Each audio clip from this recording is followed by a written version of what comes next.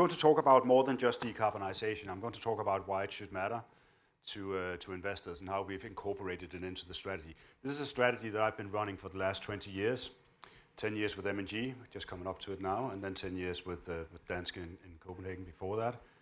And it wasn't until 2021 that we decided to Paris align the strategy. So it's been existing as an investment strategy for a very long time in a lot of different ups and downs in the market, and different cycles that have been driven by different macro factors. And it's been a surprisingly stable outperformer over the years.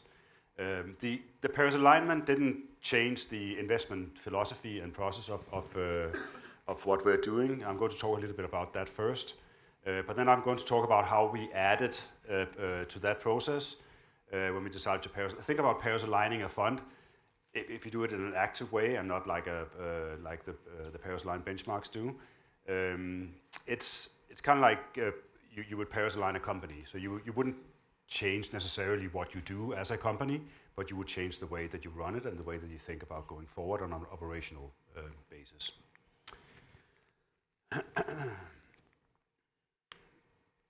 So like I said, I've been doing this for a while, and the performance has been quite good, and we've been doing well over the last couple of years as well.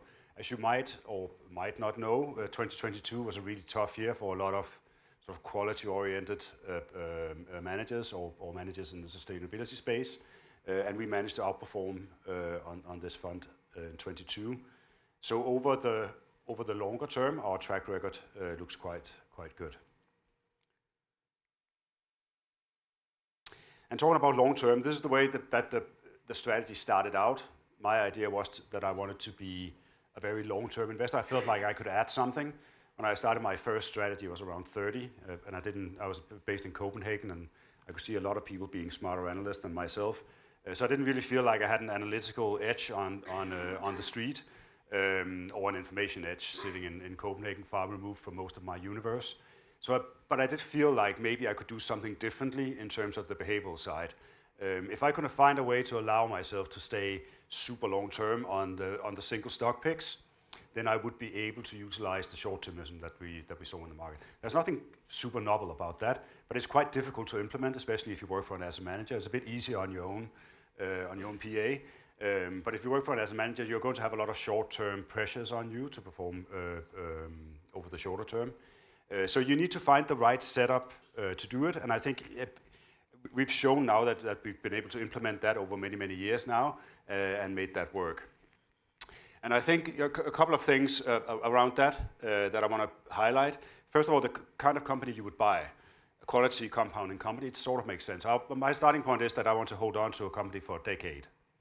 So it changes the way you think about things. You can obviously, we're looking for value. I'll get to that in a bit later. But the way you think about value is different. It's not necessarily a 20% uptick in the share price that you can then get out of and into the next one. You want to find something that you can hold on to for 10 years, and the reason why you hold on to it for 10 years is because it can compound for you. So you can find some companies that can generate high returns on invested capital, and they have places to put that money, the sort of on the margin, and that's going to create quite a lot of value for the fund. You would typically see that you end up, after having done it for 10 or 20 years, you're going to end up with maybe 5 or 6 stocks that have made up all of your outperformance over those years, and that's because of that compounding. So if you can find the company with the right business model, high quality business model, that would be the starting point. The part about my boss and my clients not having a 10-year view to let me start outperforming, that comes in play with the focus and the balance. So I decided to have a balanced fund, not necessarily balanced across sectors and regions or trying to match the benchmark, because this is a 30-stock fund, right? So we're quite off benchmark, sort of by nature. But finding a way to balance and diversify the portfolio so that it allows me to not have to think about too much what's going to happen next year in terms of macro influences and other things. If the market is going to go up or down, we really don't spend much time thinking about that, because the timing element becomes quite limited when you have an average holding period of 8 years, which is what we have on the strategy, and you have 30 stocks. So if I only change 2 stocks per year on average, then I can't really change the overall landscape of what I'm holding. So it's about having the right portfolio in place, both in terms of risk, but also in terms of business models or businesses. The way that we work around, on the team, Lucy and the rest of the team, I have 9 people working for me directly in the team on these strategies. I also run the impact fund, the positive impact fund that you might or might not know. But focused on those 2 strategies, we have a relatively large team doing primary research. And when I say primary research, it's obviously we use all the sources that we can find to get information. But it's more of a due diligence process than you would usually see. There's no, I mean, if I took stock picking ideas every week from 9 people and only buy 2 stocks per year, then they would get pretty fed up with me in the end. So we work as a due diligence process, and we work through companies and through subsectors, and we build a library of stuff that we know a lot about.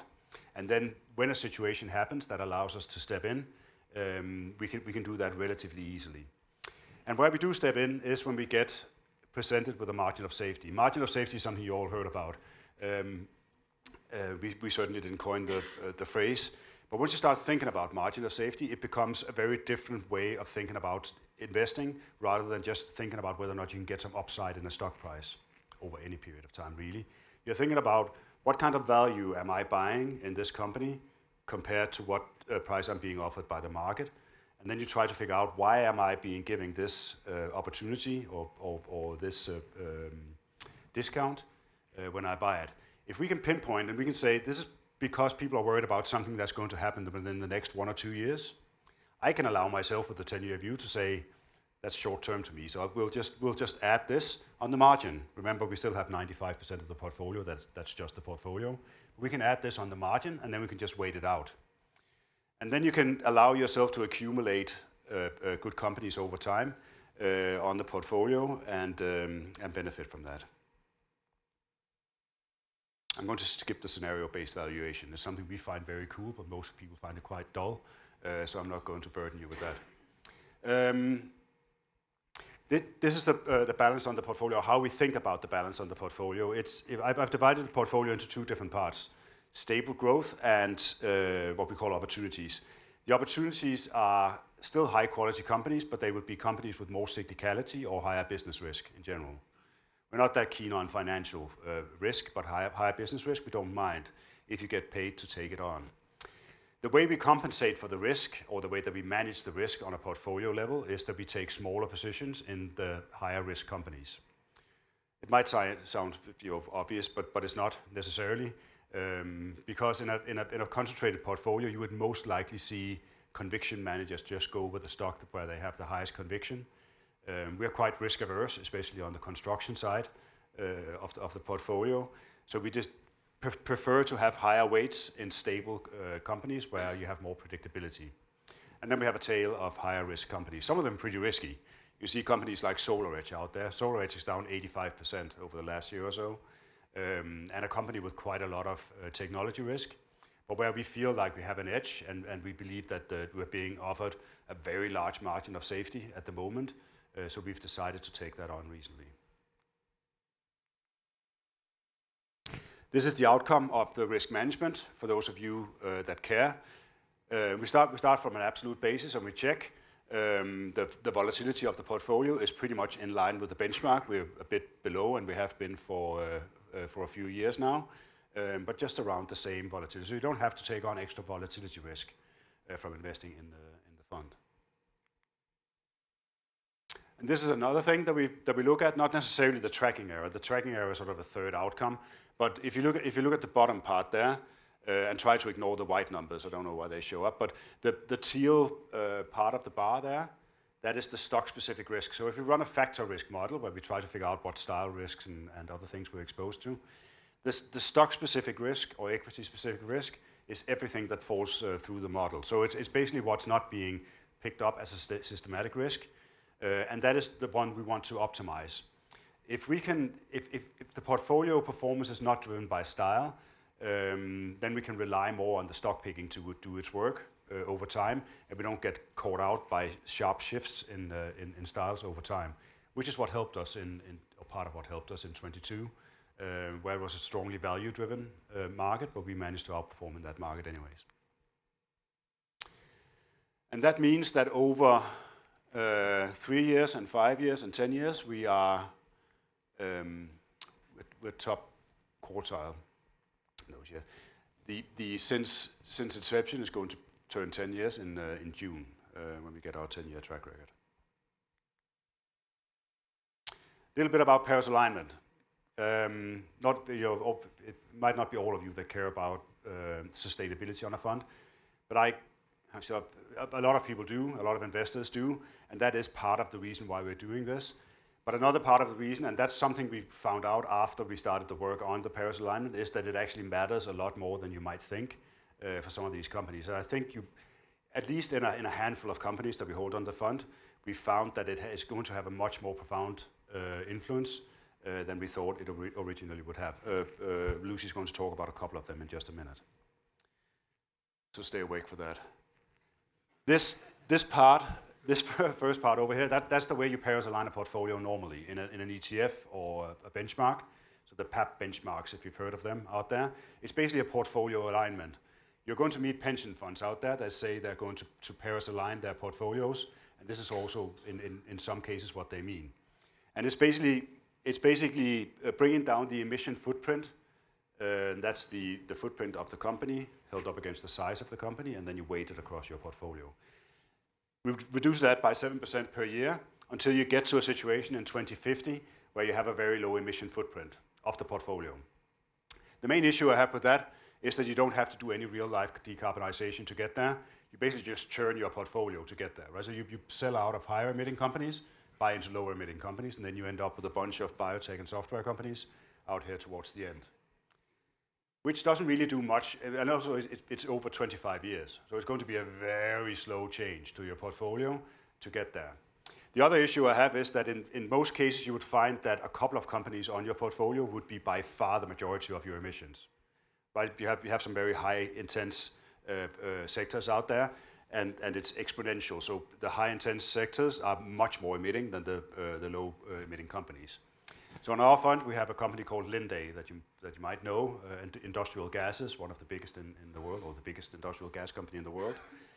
And that is around 60% of our portfolio footprint in terms of the underlying emissions. So if I wanted 7% per year, I could just shave 15 basis points off Linde every year, and it's hardly revolutionizing it. I could sell it. It's 2% of the portfolio, and I could halve the emissions of my portfolio. That's sort of the promise most people give that they want to do by 2030. But it's relatively easy to get there.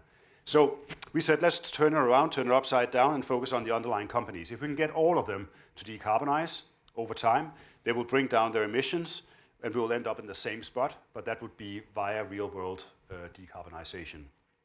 And then we've added a few different tweaks to that, because once we started working on that, that was sort of the starting point.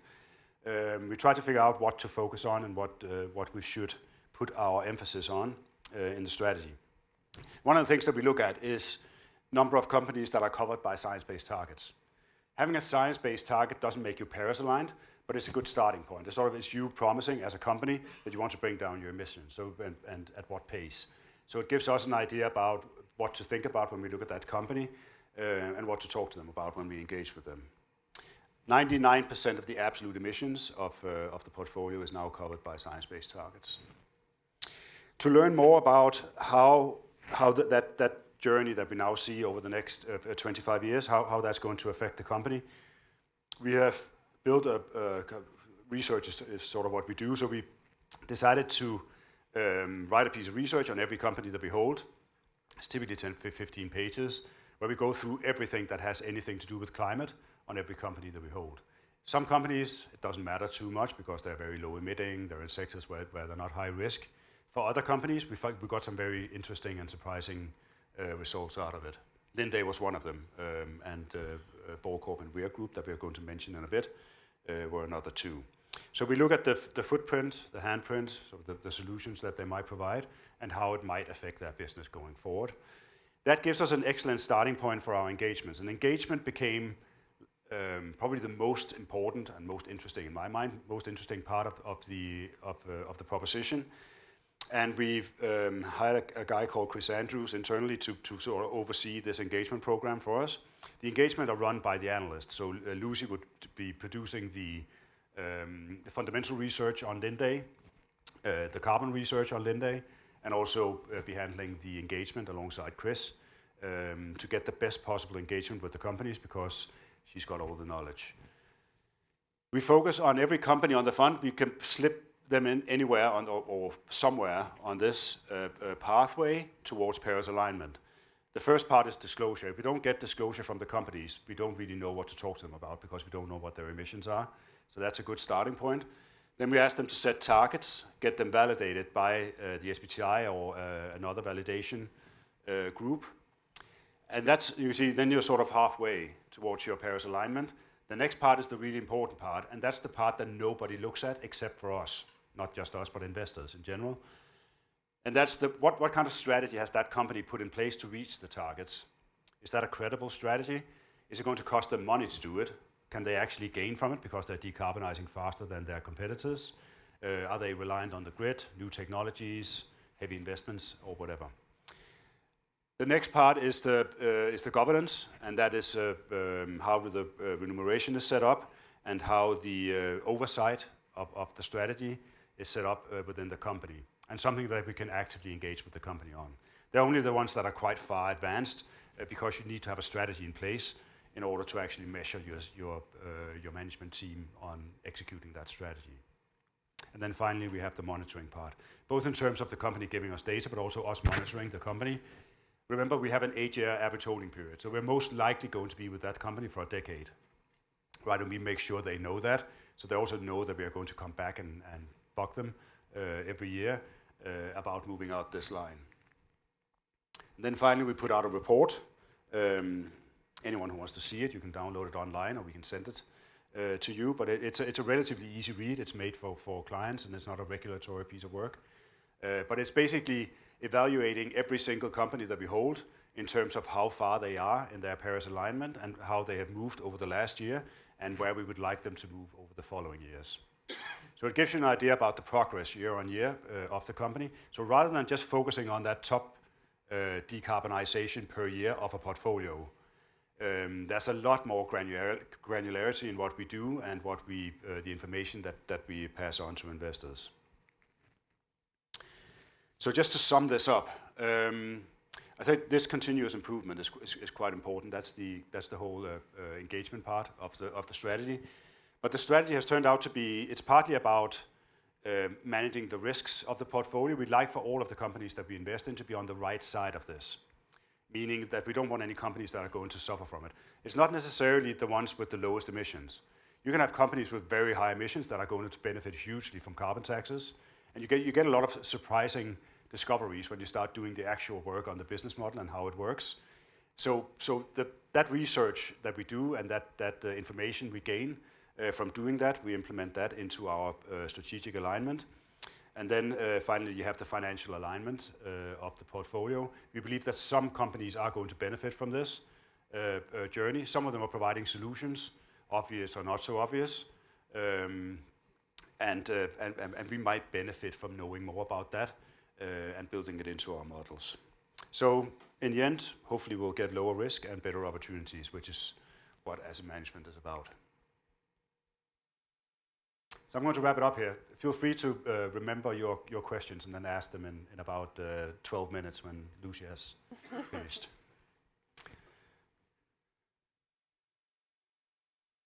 Oh, excuse me. Hi, I'm Lucy, Hancock Deputy Fund Manager on the Global Sustain and Impact Strategies.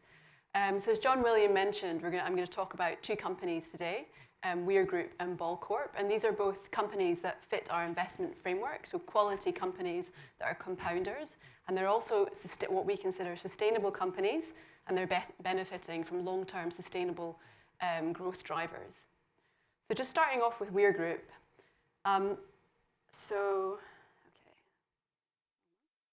The right one.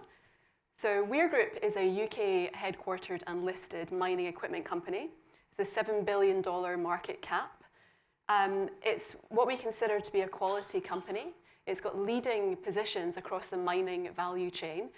For example, number 1 in slurry pumps and number 1 in its high process grinders. And it has market shares ranging between 40 to 60% across each of the verticals. What's really interesting about Weir actually is it has a very highly defensible revenue stream, and that comes from its large proportion of service revenue that it has in its revenue. And that's about 77% of the revenue. And obviously with a mining cycle, as you might know, it can be very, very volatile, but this provides a stable base of earnings from that service revenue. And a lot of their service revenue is essentially spare parts. About 90% of their service revenue comes from just spare parts. And they're very high margin products for the company. So it's accretive to margin as well as being defensible. And the reason they're replaced frequently is, as you know, the mining process is very abrasive, it's very hard wearing. So they're often customers are often frequently replacing these parts. And Weir also is a leader in its service, so it has a very, very strong service network. It has about 100 service sales centers around the world. And I just met the company yesterday, actually meeting the CEO, and he was talking about how great the service people are and the feedback they've had from customers. So really the service network is one of the main things that keeps Weir as a leader and continues to build that service revenue. On top of that, as I mentioned, Weir is going to benefit from decarbonisation trends, so growing their revenue. So in 2 areas, as you probably know, copper is one of the main metals that's going to be used in decarbonisation. As we start to electrify the world, electric cars, electricity to try and decarbonise industrial processes, we're going to need more and more copper for those copper conductive wires. And also in electric vehicles, the content for copper in electric vehicles is about 3 times that of your typical ICE combustion engine. And 25% of Weir's revenue actually comes from copper metal. So it's actually expected that the demand for copper is going to increase by 2 times annually by 2035. So they're going to be a strong beneficiary of that growth driver. On top of that, Volkswagen, the largest auto manufacturers in the world, is actually pushing for net zero in its supply chain. So it would want all its upstream metals to come from a zero carbon or at least lower carbon process. And Weir is one of the companies that can help enable those companies to reach those net zero targets. So 2 very strong long-term trends, which I think we can all agree are going to be here for a long time. On top of that, why do we think that Weir itself is a sustainable company? So first of all, Weir has got strong and credible targets in place to reduce its own carbon footprint. So it targets to reduce its GHG emissions by 50% in its own operations by 2030. And that has been approved by, as John William has already mentioned, the Science Based Targets Initiative. And that's basically the market standard or the most widely recognised initiative for approving carbon reduction targets. So we know that these targets are credible and they're in line with their industry. And as I'll discuss later on, the implementation of the science-based targets was actually something that we were heavily involved in. We had a very strong and long engagement program with Weir, and we were able to help them to get those targets in place. But I'll go through that in more detail a bit later on. Now, as I mentioned, miners have a target, or mining is a dirty industry, as you might already know, and it contributes between 4 to 7% of global emissions. And miners are trying to reduce their carbon footprint, and they're targeting net zero by 2050. And as you may know already, there are actually 4 parts to the mining process. So you have extraction, comminution, wet processing, transport, and tailings. And as you can see in this diagram, on all those 4 areas, Weir can actually help miners reduce their resources. So be that moving less rock, so essentially that's going to make them more energy efficient. In the comminution, they have their HPGRs, which help them reduce energy. And then in wet processing, they reduce water. And then in transport and tailings, they're reducing waste. So all the way along the value chain, Weir is helping companies to reduce their use of resources. But if we just go back to the previous slide, you can see here that the total energy used in mining, a large chunk, so 25% of the energy, comes from just the comminution process itself. And that's because it's a very energy-intensive process, as you might already know, to reduce the rock to a very, very fine powder. And it's actually estimated that 3% of the world's energy goes into comminution in mining. So it's a big area, and it's one that they are trying to address. And they're doing that through this HPGR, as I've mentioned already. So that's the high-pressure grinding rolls. And it's their own product, so the Enduron is their brand name. And they're pretty much the only player that has a product of this technology. And they've found that this has been actually third-party verified, so it's not just their own numbers, but this equipment reduces the energy, increases the energy efficiency of the process by 40%. And then on top of that, it's decreasing the carbon emissions of that process by 50%. But it's obviously an added benefit, as is quite clear. When energy prices are this high, this also reduces the cost to the miner itself. So it's reducing total cost of ownership, they estimate, by about 20%. So it's a win-win for both the climate, but also the customers as well. And they've actually estimated the total amount of emissions that could be saved by their product. So that's about 16,000 tons, they estimate, by each HPGR unit that they sell. So that's about 10% for just one unit for Weir's own Scope 1 and 2. So that's in their operations emissions footprint. So I mentioned already that Weir is a company we're quite proud of, to be honest, the engagement and involvement that we've had with Weir and how we've helped them to achieve their sustainable targets and goals. So I think what's also very important about this is that with the engagement, we've not only spoken to investor relations teams, but we've spoken throughout the company. So we've spoken all the way up to the CEO and all the way up to the chairman, in fact. And we've engaged with them through our holding, we were able to, through the engagement, to get them to have the SBTI, their carbon emissions targets, approved by SBTI. And I would say one of the examples of our role in their sustainable strategy and targets was we were invited to talk with them or to present with them at COP26, along with their head of sustainability. We've also hosted them here at our sustainability events to talk about our role in the engagement and sustainability. And we've put a quote here just to show you from Jonathan Horrell, who's the head of sustainability there. So it's one of our sort of proudest engagements, and I think you can see how impactful we've been in getting them to implement good and strong carbon targets. So just moving on to the next company, and that's Corp. And again, this fits into our investment framework of a quality company, which is a compounder, we believe. And as with every company that sits on the fund, they have good and credible targets to reduce their own carbon footprint. So they target to reduce the carbon emissions in their operations by 55% by 2030. And as I mentioned, that is also approved by the SBTI Targets Initiative. And they also target to reduce the carbon emissions further in their supply chain, so not just their operations, by 16% as well, additionally, which is quite hard for an aluminium can maker. And I should probably add, explain a little about who Corp are. So they are the world's largest can manufacturer. They have 50% market share of the cans produced in the US, and a similar amount, or slightly lower, in South America and the United States. But what's actually driving Corp, and how do they benefit from essentially decarbonisation trends? Their customers are pushing for decarbonisation and pushing for lower emissions in their supply chain. Excuse me. So, for example, Coca-Cola has a target to reduce their emissions by 25% by 2030. On top of that, they're targeting net zero by 2050.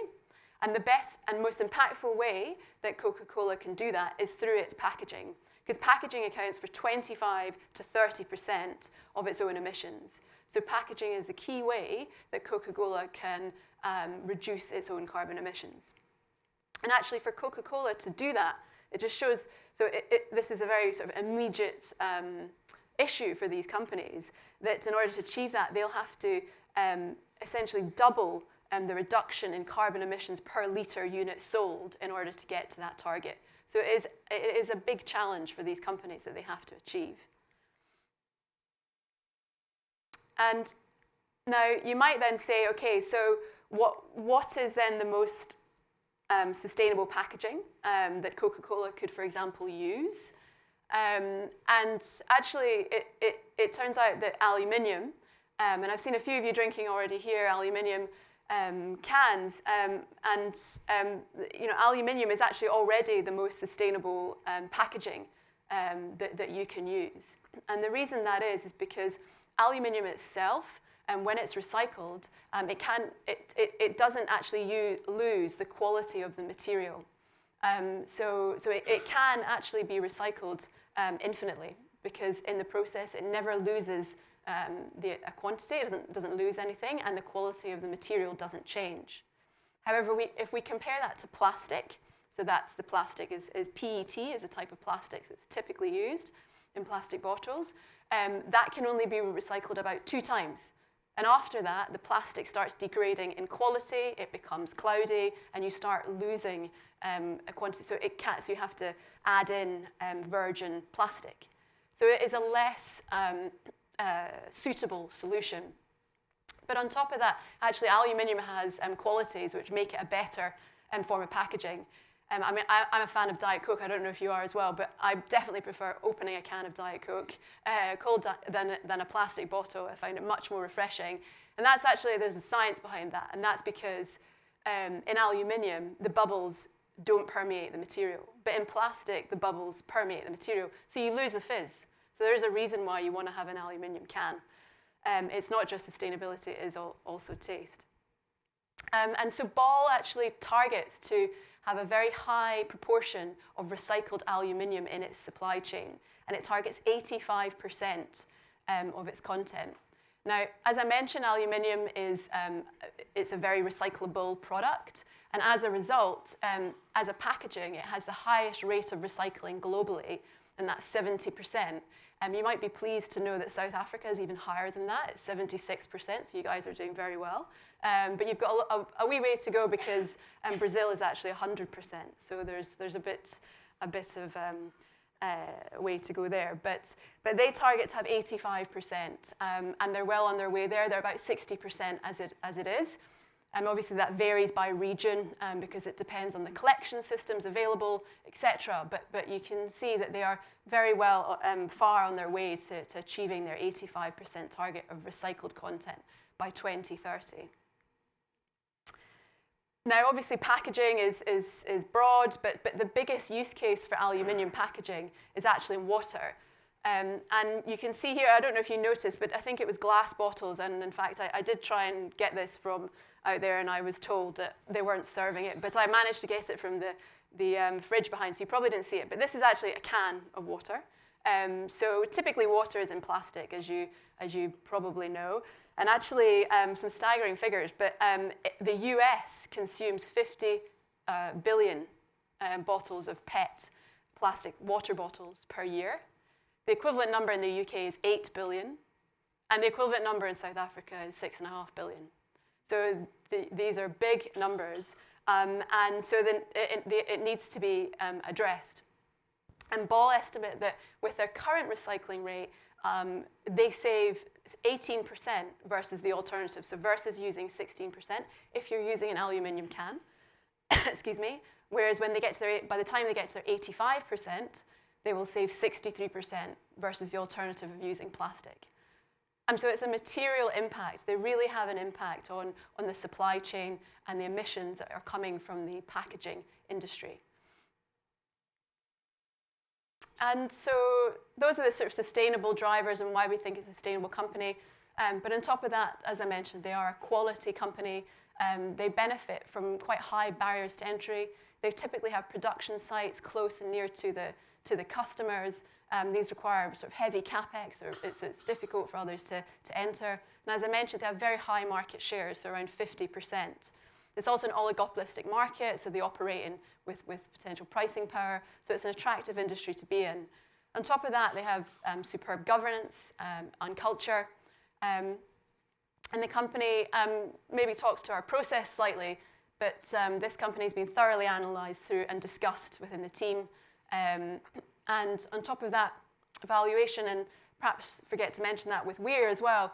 John William mentioned valuation opportunities, but Weir was entered into an attractive valuation.